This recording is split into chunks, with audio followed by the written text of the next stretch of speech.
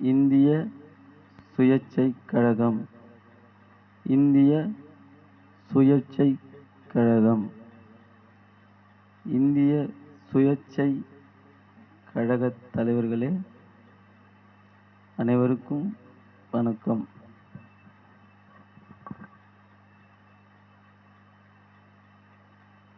நம்ம கட்சியோட கொள்கை ஆட்சியிலும் பங்கு, அதிகாரத்திலும் பங்கு. அதன் அடிப்படையில் ஒவ்வொரு குடிமகனும் ஓட்டு போடுவது எவ்வளவு முக்கியமோ, தேர்தலில் போட்டியிடுவதும் ஒவ்வொருக்கும் முக்கியம். ஒவ்வொருத்தரும் ஒவ்வொரு வீட்டுக்கு ஒருத்தர் தேர்தல் போட்டியிட வேண்டும் என்பது நம்ம கட்சியோட எண்ணம்.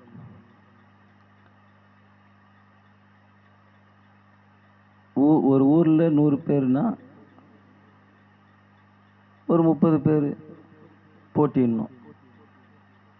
குடும்பத்தில் ஒருத்தர் போட்டியிடும்போது ஓட்டு கலையுது. அதில் யாரோ ஒருத்தர் எந்த ஜாதியோ எந்த ஒரு தரப்பினரோ யாரோ ஒரு இயலாமல் ஜெயிக்கிறான். அப்படி இருக்கும்போது இங்கே பணம், பதவி, படபலம், அரசியல் பலம் இதில் எதுவுமே தேவையில்லை. இதில்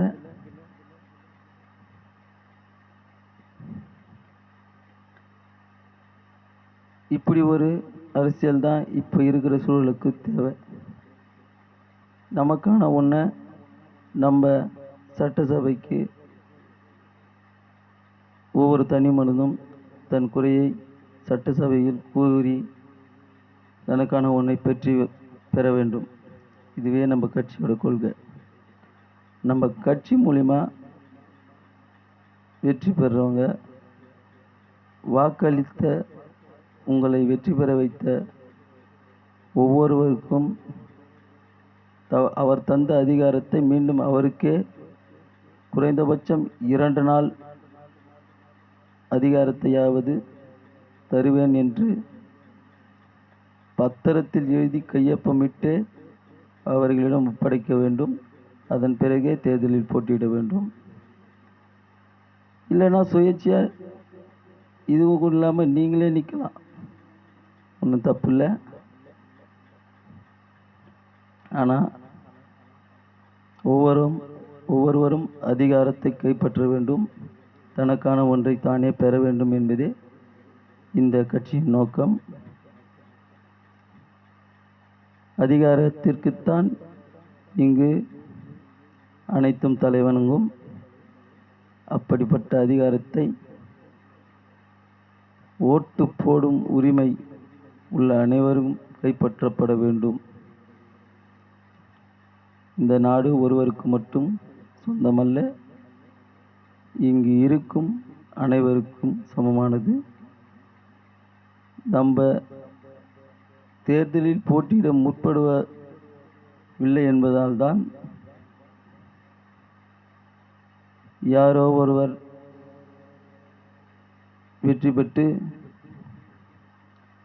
மாற்றி அவன் தப்பு செஞ்சுட்டான், நான் தப்பு செய்யல. அப்போ யார் தான் தப்பு செஞ்சது? மாற்றி பழிய போடுறாங்களே தவிர நமக்கான உரிமையை யாரும் பேசப்படல. ஆளுக்கு ஒரு கொள்கை, ஆளுக்கு ஒரு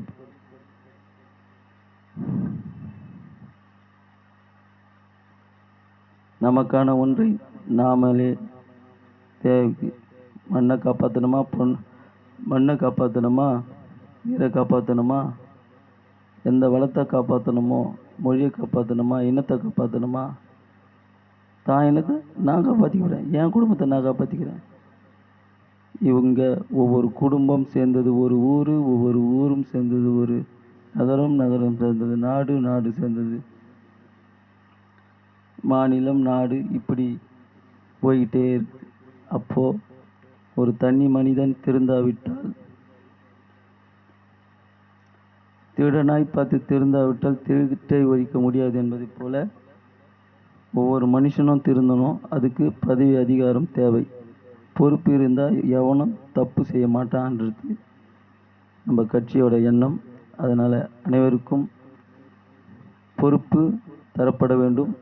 பதவிக்காகவும் பணத்துக்காகவும் தான் நம்ம அடிச்சுக்கிறோம். அந்த பதவியும் அதிகாரமும்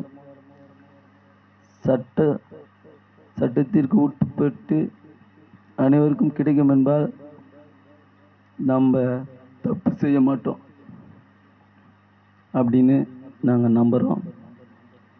அதனால் அதிகாரம் கைப்பற்றுவதே நம் அனைவரும் நோக்கம். வீட்டுக்கு ஒருவராக தேர்தலில் போட்டியிடும். ஓட்டு போடுவது எவ்வளோ முக்கியமோ தேர்தலில் ஒவ்வொருவரும் போட்டியிடுவது முக்கியம். தனக்கான உரிமையை கேட்கிறது முக்கியம். அதிகாரத்தை கைப்பற்றுவது முக்கியம். அது இல்லாதனால்தான் எவனோ ஒருத்தன் நம்மளை ஏமாற்றிக்கின்னு நம்ம வாழ்வாதாரத்தை பறிக்கிறான். நம்ம மொழியை, உரிமையை, இனத்தை அரசியல் பொருளாக மாற்றி லாபகரமாக பார்க்குறான். உனக்கு என்ன தேவை? உனக்கு என்ன வேணும்? என் மொழியை காப்பாற்றணும், நான் காப்பாற்றிக்கிறேன். எனக்கு என்ன வேணும்? என்ன மாற்றணும்? ஒவ்வொரு மனுஷனுக்குள்ளே ஒரு ஐடியாலஜி உண்டு. ஒவ்வொரு மனுஷனோட ஐடியாவும் மக்களுக்கு தெரியணும். அந்த ஐடியாவை நம்ம செயல்படுத்தணும். தான் திறமைக்கு என்னவோ அதை செய்யணுன்றது தான் இந்த கட்சியோட நோக்கம். இதனால் வரும் தேர்தல்களில் அனைவரும் போட்டியிட வேண்டும். இதுவே நம்ம கட்சியோட நோக்கம். இது கட்சி மூலியமாகவோ இல்லை சுயேட்சையாகவோ ஆக மொத்தம் தனக்கான உரிமை பெற ஒவ்வொருவரும் ஓட்டு போட உரிமை இருக்கிறதோ தேர்தலில் போட்டியிடும் முன்வர வேண்டும். தனக்கான ஒன்றை தானே பெற வேண்டும். நம்ம கட்சி மூலமாக நின்று ஜெயிச்சா அவருடைய பதவியை 2 நாள் ஓட்டு போட்ட ஒவ்வொருத்தருக்கும் அதிகாரத்தை, அவர் கொடுத்த அதிகாரத்தை அவருக்கே திரும்ப தரணும். இதுதான் நம்ம கட்சியோட கொள்கை. நாங்கள் ஜெயித்தாலும் திரும்பவும் அந்த ஆட்சி கட்டில் உங்களை ஒவ்வொருவரையும் அமர வைத்து உங்களுக்கு என்ன வேண்டுமோ அதை நீங்கள் தான் செய்யணும். அதை உங்களுக்கு பயன்படுத்திக்கினாலும் சரி, ஒரு சமுதாயத்துக்கு பயன்படுத்தினாலும் சரி. அதிகாரத்துக்கு நாளைக்கு வந்துடுவான்ற பயம் இருக்கும்போது ஒருத்தர் எதிர்க்கவருக்கு பயப்படுவோம். அதனால தான் இந்த கோட்பாட்டை நாங்கள் முன் வச்சிருக்கிறோம். நீங்கள் அனைவரும்